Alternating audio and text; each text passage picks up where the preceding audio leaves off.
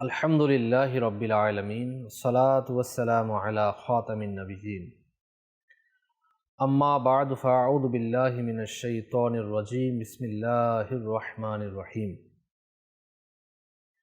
আসসালাতু ওয়াসসালামু আলাইকা ইয়া রাসূলাল্লাহ ওয়া আলা আলিকা ওয়া আসহাবিকা ইয়া হাবিবাল্লাহ আসসালাতু ওয়াসসালামু আলাইকা ইয়া নাবিয়াল্লাহ ওয়া আলা আলিকা ওয়া আসহাবিকা ইয়া নূরাল্লাহ।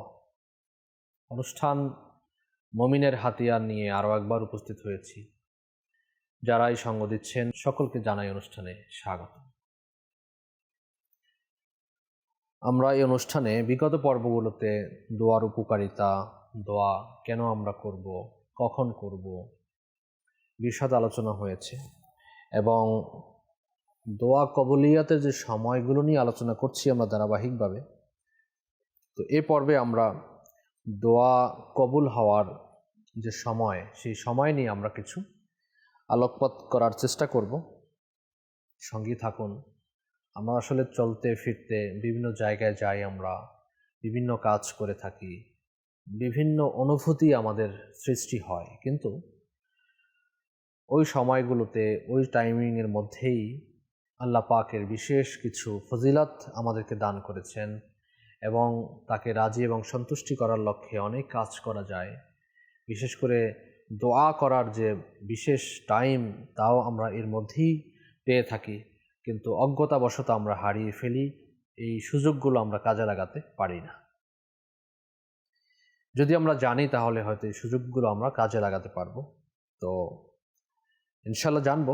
তো কিন্তু শুরুতে আসুন আমরা ভালো ভালো কিছু নিয়ত করে নিই। হাদিসে কারিমার মধ্যে রয়েছে, নিয়াতুল মুমিনি খায়রুম মিন আমালিহি, মুসলমানের নিয়ত আর আমলের চেয়ে উত্তম। আল্লাহ তো রসুলের সন্তুষ্টি অর্জন এবং সওয়াব অর্জনের নিয়তে আমরা শুরু থেকে শেষ পর্যন্ত অনুষ্ঠান দেখব।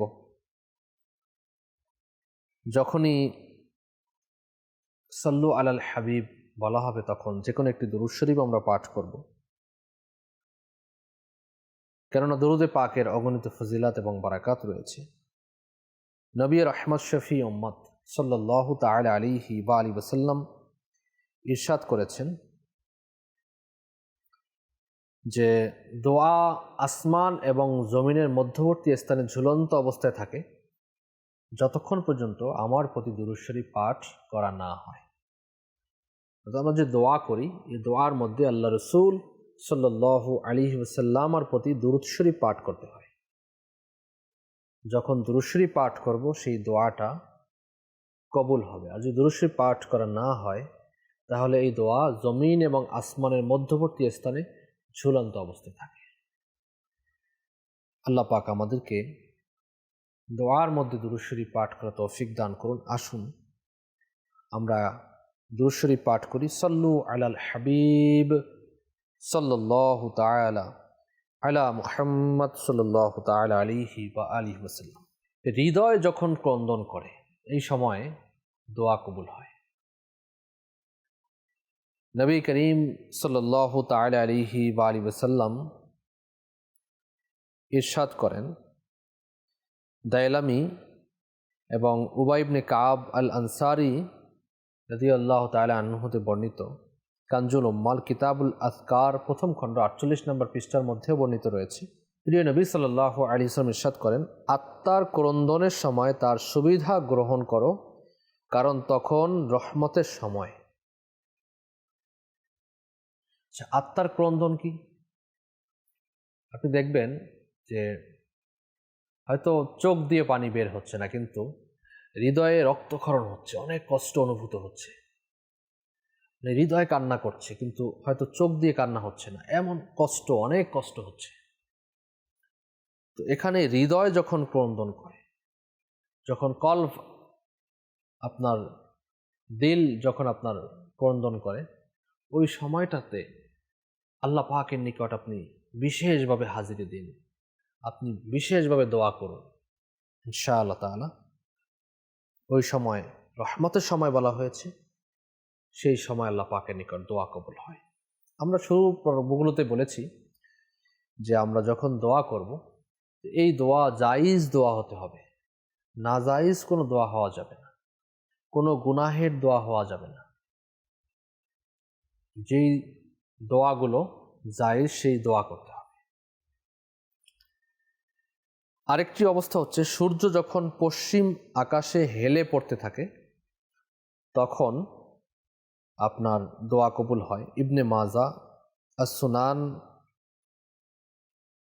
এর মধ্যে রয়েছে দ্বিতীয় খণ্ড 40 নম্বর পৃষ্ঠার মধ্যে হাদিস নাম্বার 1157।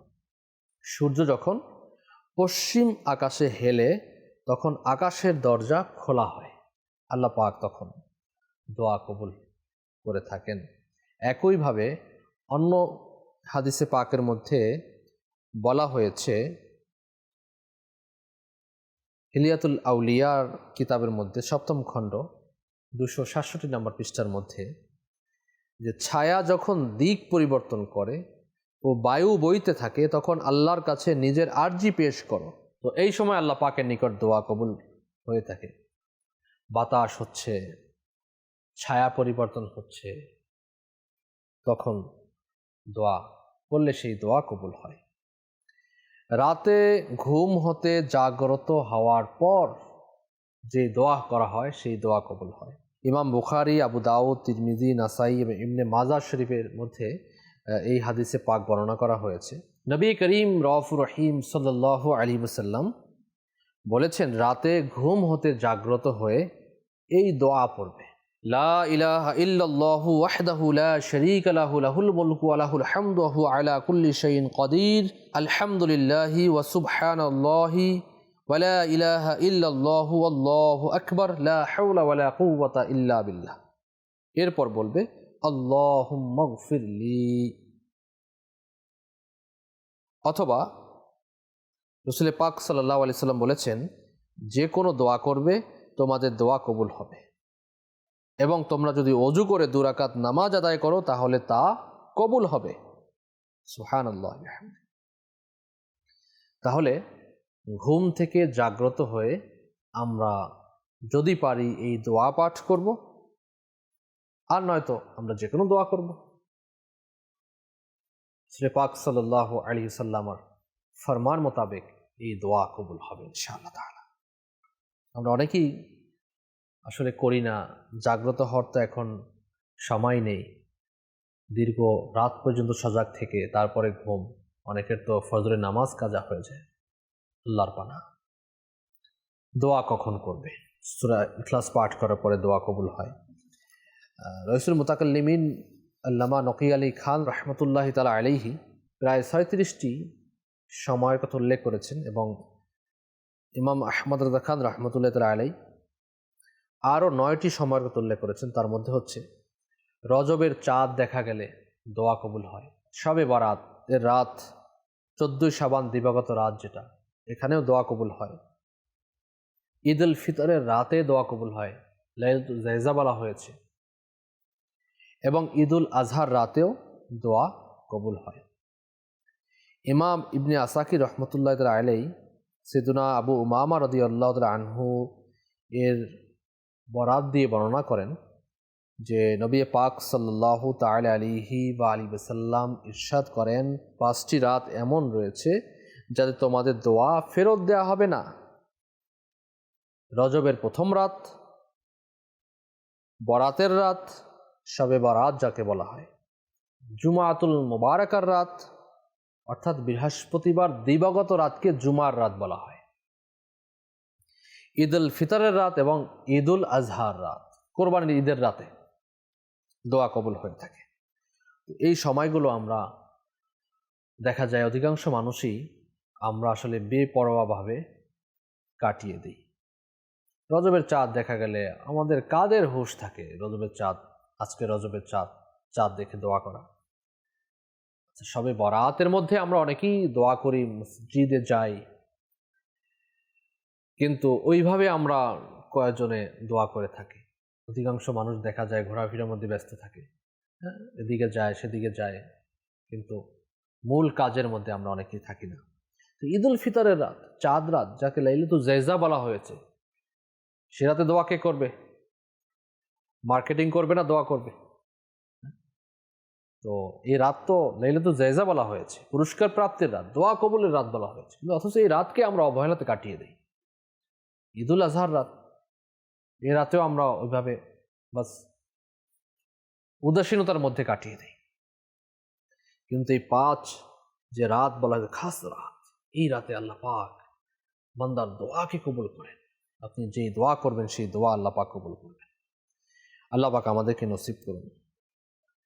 এরপরে রাতের প্রথম চতুর্থাংশ, রাতের শেষ তৃতীয়াংশ, আজানের সময় যখন হাইয়া আলাল ফালাহ বলা হয়, এই হাইয়া আলাল ফালাহ বলার পরে দোয়া করলে দোয়া কবুল হয়। সূরা আনআম এর 134 নং আয়াত, যেখানে আয়াতে কারিমার মধ্যে 2 বার আল্লাহ পাকের নাম এসেছেন। এই পরপর 2 বার উচ্চারণের মধ্যবর্তী সময়ে আল্লাহ পাকের নিকট দোয়া করলে সেই দোয়া কবুল হয়। আয়াতে কারিমার মধ্যে 2 বার আল্লাহ শব্দ আছে। প্রথম আল্লাহ শব্দ উচ্চারণ করার পর দোয়া করবে এবং দ্বিতীয় আল্লাহ শব্দ উচ্চারণের মাধ্যমে তেলাওয়াত শুরু করবে, তখন এই দোয়া কবুল হবে। এরপর আসছে যে বুখারী শরীফ এর মধ্যে যখন খতম করা হয়, বুখারী শরীফ খতম করা হয়, তখন বদরি সাহাবীদের নাম যখন আসবে হাদিসে পাকের, তখন আপনি দোয়া করবেন, সেই দোয়াগুলো কবুল হবে। দেখুন দর্শক শ্রোতা, আমরা যে এই আলোচনা শ্রবণ করলাম যে এই সময়ে দোয়া কবুল হয়, আমরা শুধু অভিযোগ করি আমার দোয়া কবুল হয় না, এত দোয়া করলাম, দোয়া করাই আমরা অনেকে ছেড়ে দিই। অনেকের অসওয়াসা আসে আমি দোয়া কেন করব,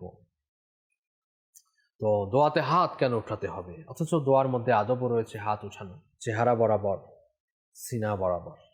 অনেকে আমরা এমনি করে দোয়া করি, আবার এমনি করি, আবার শুধু এমনি এমনি করতে থাকি। এগুলো দোয়ার আদব না, দোয়ার কিছু আদব রয়েছে। দোয়ার কেবলা হচ্ছে আসমান, অর্থাৎ আপনার হাতের তালু যেন আসমানের দিকে থাকে এবং এই 2 হাতের মাঝখানে যেন কিছুটা ফাঁক থাকে, এভাবে করে দোয়া করা কিতাবের মধ্যে বর্ণিত রয়েছে। এবং সিনা বরাবর, চেহারা বরাবর এবং এতটুকু উপরে যেন বগল প্রকাশ পায়, আপনি এভাবে হাত উঠিয়ে দোয়া করবেন। তো দোয়ার যখন এই আদবগুলো আপনি মেনটেন করবেন, তখন দেখবেন ইনশাআল্লাহুল কারীম আপনার আমার দোয়া কবুল হবে। এবং দোয়া কবুল হওয়ার শর্ত হচ্ছে হালাল খাদ্য। আপনি আমি যেন হালাল খাবার খাই, এবং আল্লাহ পাকের নিকট দোয়া করার পূর্বে ওযু অবস্থায় আপনি দোয়া করুন, মানে ইহতিমামের সাথে। আপনি যখন দোয়া করবেন তখন স্পেশাল, আপনি কোথাও যাচ্ছেন, কোথাও বেড়াতে যাবেন, অথবা কোথাও আপনি শিডিউল দিয়েছেন আপনি তার সাথে দেখা করতে যাবেন, তখন আপনি কেমন পোশাক পরিচ্ছদ, আতর, সেন্ট ইত্যাদি মেরে ভালো পোশাক পরে আপনি যাবেন। আল্লাহ পাকের সামনে যখন আমরা দাঁড়াই অথবা দোয়া করি, তখন আমাদের হাল কেমন থাকে একটু মানে লক্ষ্য করতে হবে আমাদের, যে আমি আল্লাহ পাকের সামনে দণ্ডায়মান হব। নামাজ এটাও একটা মানে আল্লাহ পাকের নিকট হাজিরি দেয়া, দোয়া করা, আল্লাহ পাকের জিকির। তো আমরা নামাজের সময় কি অবস্থায় থাকি, এমনও তো রয়েছে কাছে দাঁড়ানো যায় না, গন্ধ এমন আসে, মুখের গন্ধ, তো নিঃশ্বাসের গন্ধ, এ শরীরের ঘামের গন্ধ, এভাবে করেই মসজিদে চলে আসি, এভাবে করেই দাঁড়িয়ে যাই। অথচ অন্য কোথাও যদি আমরা যাই, তখন আমাদের একটু আলাদা তৈয়ারি থাকে যে আমি এভাবে যাব, এভাবে যাব, দেখো তো কোন শার্টটা পরলে আমাকে ভালো লাগে, কোন জুতোটা আমার জন্য ভালো, কোনটা ভালো আছে। এই সব জিনিসগুলো যখন আমরা অন্যের ক্ষেত্রে ইউজ করি, তাহলে মহান রব তাআলার ক্ষেত্রে আমাদের কতটুকু যত্নবান হওয়া উচিত, দোয়া করার ক্ষেত্রে আমাদের কতটুকু যত্নবান হওয়া উচিত। বুজুর্গানে কেরাম যখন নামাজে যেতেন, মসজিদে যেতেন, যখন নামাজের মুসল্লাতে বসতেন, দোয়া করতেন, তখন এক্সট্রা তৈয়ারি করতেন, পোশাক পরিচ্ছদ ভালো থাকতো, আতর শরীরে মাখতেন, তারপরে দোয়া করতেন, আল্লাহ পাকের নিকট ওসিলা দিয়ে দোয়া করতেন। আল্লাহ পাক আমাদেরকে তৌফিক দান করুন, আল্লাহ পাক বুঝার আমল করার তৌফিক দান করুন। আল্লাহ পাক আমাদেরকে এই সময়গুলো বেছে বেছে দোয়া করার তৌফিক দান করুন। আল্লাহ পাক আমাদেরকে আমল করার তৌফিক দান করুন।